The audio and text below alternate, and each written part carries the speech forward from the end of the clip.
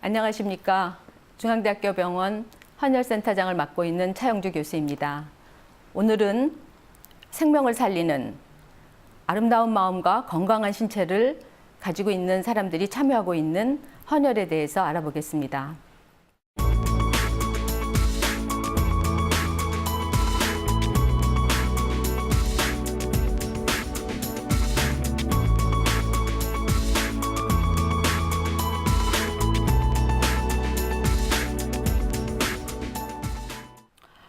헌혈이란 건강한 사람이 자기 혈액을 다른 사람에게 수혈할 수 있도록 자발적으로 무상으로 제공하는 행위입니다. 혈액은 인공적으로 제조하거나 대체할 수 없는 누군가가 기증해야지만 되는 귀중한 인체 자원이기 때문에 혈액이 필요한 환자에게 헌혈은 환자의 생명을 구하는 유일한 수단입니다. 장기나 조직이 사망할 때, 또 일회성으로 기증할 수밖에 없는 것에 비교할 때 혈액은 살아있으면서 반복적으로 기증할 수 있는 매력적인 기증이라고 생각됩니다. 헌혈에는 적혈구, 백혈구, 혈소판 및 혈장과 같이 혈액의 전체 성분을 헌혈하는 전혈 헌혈과 또 성분 헌혈이 있습니다. 우리나라 전혈 헌혈의 체혈량은 320ml와 400ml 두 종류가 있습니다. 성분 헌혈은 성분 채집술이라고도 하는데 혈액 가운데 일부 필요한 성분, 즉 혈소판이나 혈장만을 분리해서 체혈하고 나머지는 헌혈자에게 되돌려주는 헌혈입니다. 이러한 헌혈을 하는 데 있어서 가장 중요한 점은 건강한 사람이 헌혈해야 된다는 점입니다. 건강한 사람이 헌혈해야 된다는 것은 두 가지 의미로 생각할 수가 있는데, 우선은 헌혈자의 안전성 문제입니다. 즉 헌혈하는 사람이 다른 사람들을 위해서 자기의 혈액을 주는데 자기의 건강이 위협받으면 안 되기 때문에 헌혈자의 안전성을 우선적으로 생각해야지 되고, 두 번째는 수혈자의 안전성입니다.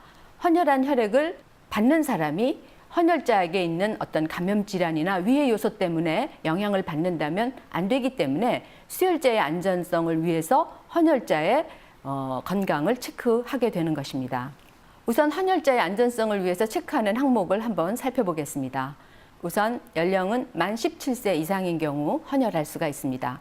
만 16세 이상인 경우에는 헌혈할 수 있는데 체혈량이 제한되어서 320ml 체혈만을 할 수가 있겠습니다. 체중은 남자가 50kg 이상, 여자가 45kg 이상인 경우에 헌혈할 수가 있겠습니다. 체온과 맥박은 정상인 경우에 할 수가 있고, 혈압은 너무 높거나 낮지 않으면 할 수가 있겠습니다. 두 번째로 헌혈자의 안전성을 위해서 가장 중요한 것은 그분이 그 헌혈자가 혈액이 충분한가 하는 것입니다. 혈액 중에서도 적혈구가 충분한가 하는 것이 헌혈자의 안전성을 위해서 가장 중요한 요소입니다.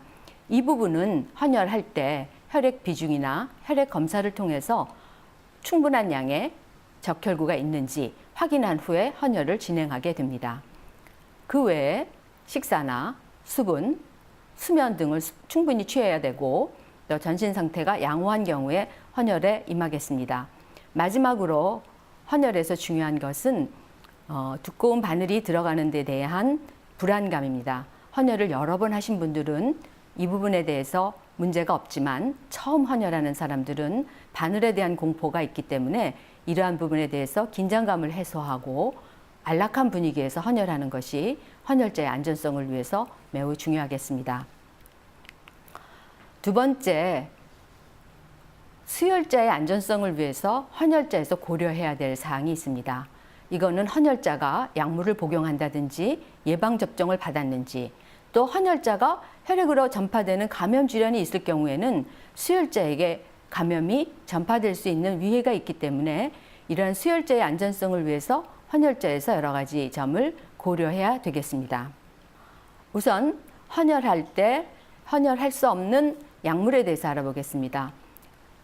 헌혈자가 태아 기형을 유발할 수 있는, 반드시 유발하는 것은 아닙니다. 유발할 가능성이 있는 그러한 약물을 복용하고 있다면 일정 기간 헌혈이 금지되겠습니다.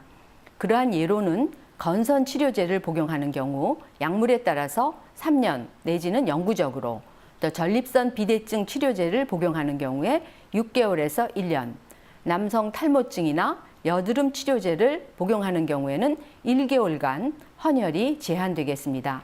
물론 이와 같은 약물을 중단한 후에 일정 기간이 지나면 다시 헌혈할 수가 있고, 이와 같은 약물은 헌혈자에게 치료 목적으로 사용되는 거기 때문에 아무런 문제가 없지만 수혈자의 안전을 위해서 헌혈이 제한되는 그러한 사항입니다. 두 번째는 헌혈자가 복용한 약물이 혈구 성분의 기능에 영향을 주기 때문에 금지하는 그러한 약물들입니다. 대표적으로 많이 복용하고 있는 아스피린 같은 경우에는 복용 후에 3일 동안 헌혈할 수가 없고, 또 감기약이나 두통약을 복용한 경우에도 헌혈 당일날은 약을 복용하면 안 되겠습니다. 그렇지만 이렇다 그래가지고 모든 약물을 복용하면 헌혈을 할 수 없는 것은 아닙니다. 약을 복용하고 있어도, 치료제로 약을 복용하고 있어도 헌혈이 가능한 경우들도 많이 있습니다.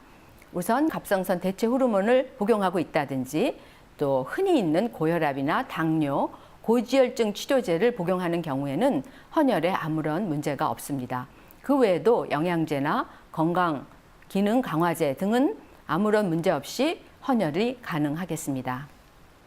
또한 혈액으로 전파되는 감염 질환이 있는 경우에 그러한 감염 질환 때문에 헌혈이 금지될 수가 있겠습니다. 이것은 수혈자의 안전을 위해서 굉장히 중요한 문제이고, 헌혈이 금지되는 감염 질환으로는 B형 간염이나 C형 간염 같은 간염이 있을 수가 있고, 또 우리가 일반적으로 에이즈라고 말하는 후천성 면역결핍증, 또 말라리아, 변형 크로이츠펠트 야코병 등과 같은 혈액으로 인해서 전파될 수 있는 감염 질환이 있는 경우에는 헌혈이 제한되겠습니다.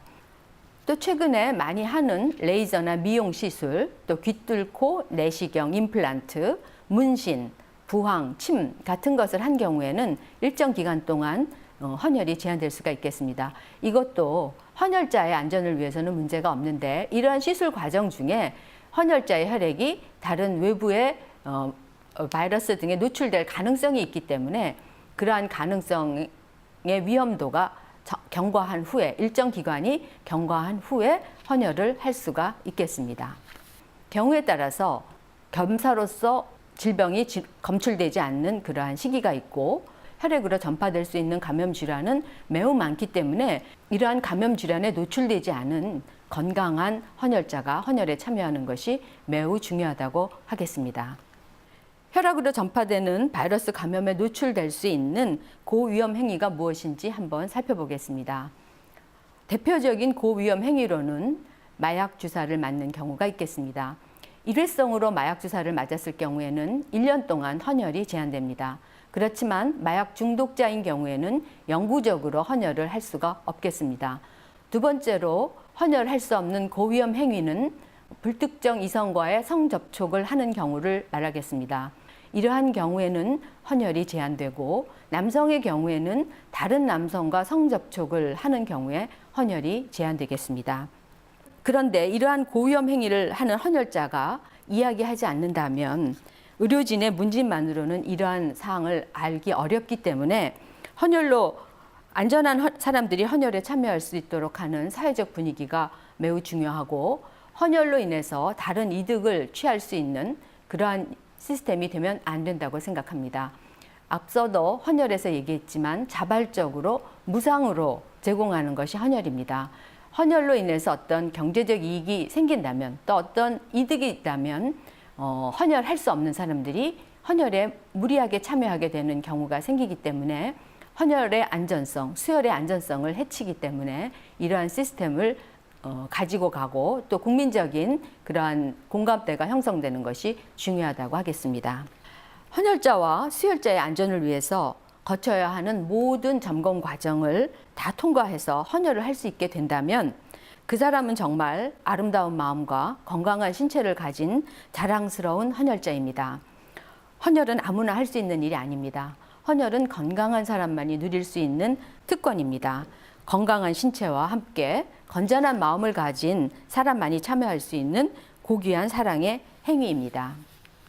우리가 헌혈해야 되는 이유는 직접적으로는 타인의 생명을 살리는 길이지만 자신이나 가족도 언제 혈액이 필요한 일이 생길지 모르니까 자신과 가족의 혈액을 비축하는 길이기도 하고 또 헌혈을 통해서 여러 가지 건강을 체크하기 때문에 자신의 건강을 체크하는 길이기도 합니다. 또한 안전한 혈혈자가 남아있기 위해서는 고위험 행위를 하지 말아야 하기 때문에 자기의 건강한 라이프 스타일을 유지하는 그러한 길이기도 합니다. 마지막으로 우리는 혈액이 필요할 때 모두 받을 권리가 있고 또 그러므로 줄 의무가 있습니다. 또 지금은 필요하지 않지만 남이 필요하면 나도 필요할 때가 있기 때문에 내가 건강할 때 혈액을 비축해야 되겠습니다.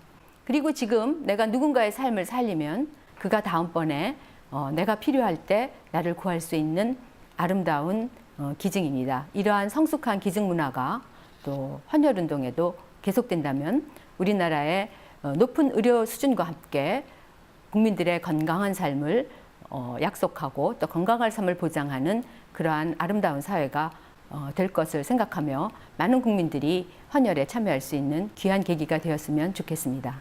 감사합니다.